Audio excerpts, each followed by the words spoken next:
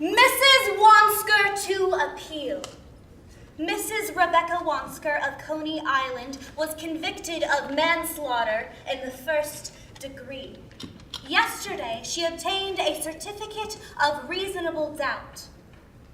The Justice Benedict declared that her rights had not been properly safeguarded by the trial, earning her a new trial for the murder of Samuel Silverberg.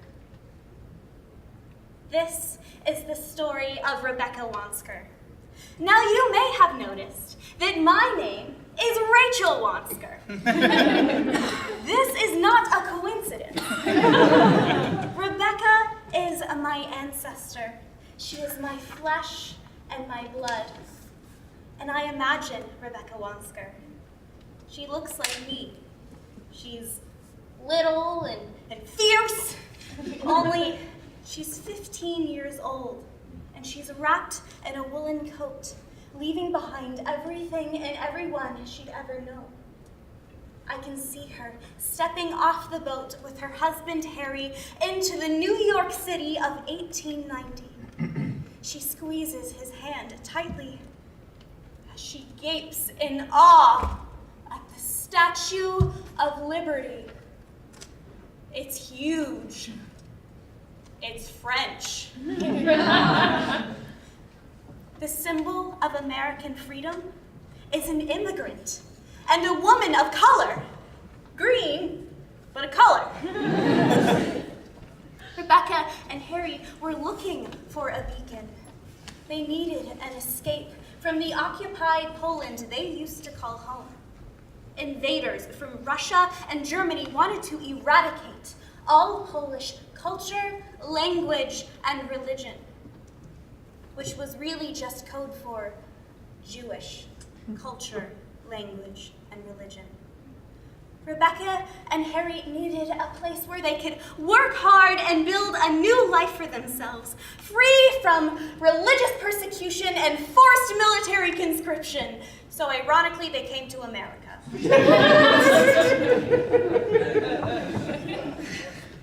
The Polish have an old saying: if the beard were all, then the goat might preach. Nobody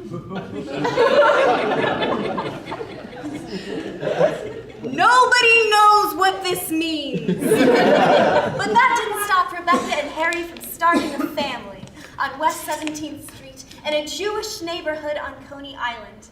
There, Rebecca gave birth to two strong, healthy sons named Joseph and Wilhelm, or, for you Americans, Joseph and William. Now, Harry and Rebecca were still falling on hard times. As Jewish immigrants, it was very difficult to find work. So they turned their home into a boarding house where they shared their rooms, their kitchen, and their lives with strangers. Rebecca purchased a revolving pistol that she kept on her person at all times. They did all this to make ends meet. And the ends did meet until 1919, 30 years after Rebecca made America her home, when Samuel Silverberg knocked on her door.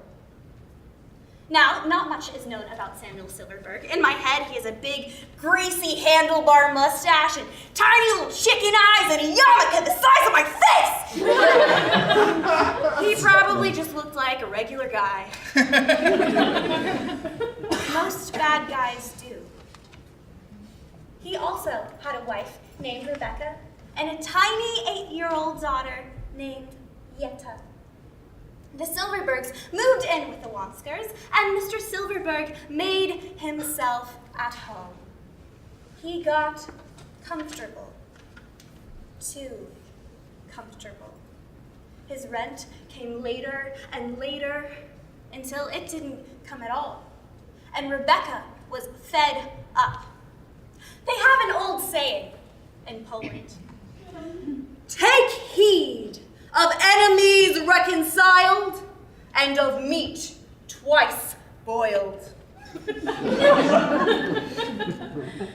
Nobody knows what this means either. But Rebecca was pissed. After argument and escalating requests, Samuel Silverberg finally left. For now. Court records tell us that on March 3rd, Mr. Silverberg attempted to forcibly re-enter the Wansker house, Rebecca's house. She refused him, and so he called the police to help him in the forced re-entry, because in those times, you could call the police to help you break into a woman's house. Rebecca was afraid. It was her home. And after coming to her home every single day, bullying her over and over and over again, Samuel Silverberg ended up right back in the house. In the trial, the people called Gussie Toniers to the stand. On April 5th, 2 days before the alleged murder, Toniers met with Silverberg in her shop in the boroughs of the Bronx. "And what did Mr. Silverberg say to you?" Well, he said to me that Mrs. Wansker, his landlady, was gonna move out by Tuesday, and if he could come over I could come over and live with him for just a couple of days until she moved out of the house. Because she is a desperate woman, and he is afraid of her, because she is liable to do most anything.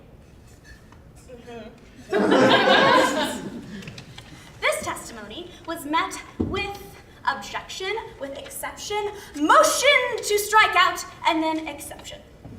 Despite all this debate, the court decided to accept a testimony from a person who was neither a witness or had even met Rebecca Wansker. The people call Yetta Silverberg to the stand, an 8-year-old girl. She is not under oath. I saw a shadow of a hand. I think it was a gun. And then, my mom ran into the hall, and I ran after her. I saw Mrs. Wansker holding a gun. And when I got to my mother, I saw Mrs. Wansker shoot my father. My mother caught my father as he fell to the floor, and then she ran after him. I went to help my father, but he was dead. Rebecca Wansker pleaded self-defense because, in her words, Samuel Silverberg was threatening her virtue. Rebecca was sentenced to 10 to 20 years in prison. After the verdict of the appeal, Justice Norman Dyke spoke. "This is the second time you have been before this very bench. The first time you were convicted of manslaughter in the first degree. Again, a group of 12 careful and conscientious men have mercifully come to the same conclusion, namely not murder, but manslaughter in the first degree. It is my feeling that the jury would have been justified in returning a verdict of murder. Perhaps it was your sex that saved you." But was it? Or was Rebecca's sex precisely what condemned her? I don't know about you, but binary gender roles have never saved me. There is no evidence that Rebecca Wansker even spoke at her own trial. I have read all about the justice system at the time, about how her judge was a man, her attorney a man, the prosecutors men, the jury 12 men, all making claims of her. They told her story even though they didn't know her. They told her story because they were the ones that mattered. On April 7th, 1919, Samuel Silverberg entered the Wansker home. He cornered Rebecca at the entrance to the bathroom that they were both forced to share. She attempted to push past the heavy man, but he pushed her farther into the tiny, tiny bathroom. He pressed her body up against the wall, his eager fingers snatching at her skirts. She fumbled for her revolving pistol. She closed her eyes and shut.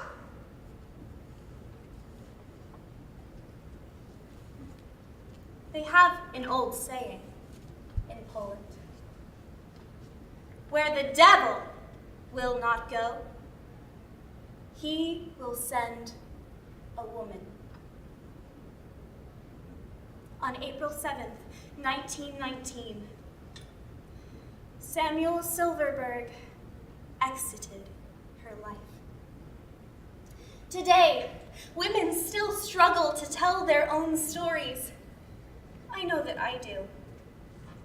I think of Rebecca Wansker and how she courageously left everything behind and sailed across the ocean to a foreign land so that she might be free. I think of how she built a whole life for herself in not one country, but two countries that fundamentally feared and hated every inch of her identity. I think of how she pled self-defense. I think of how she didn't get to speak on her behalf. I think of how Rebecca Wansker, when her life and body were violently threatened, said, "No, today my body belongs to me." I tell Rebecca Wansker's story today because she didn't get to, and because I have to. The same way I tell my own story the way I want to, without fear, without apology, because my story belongs to me.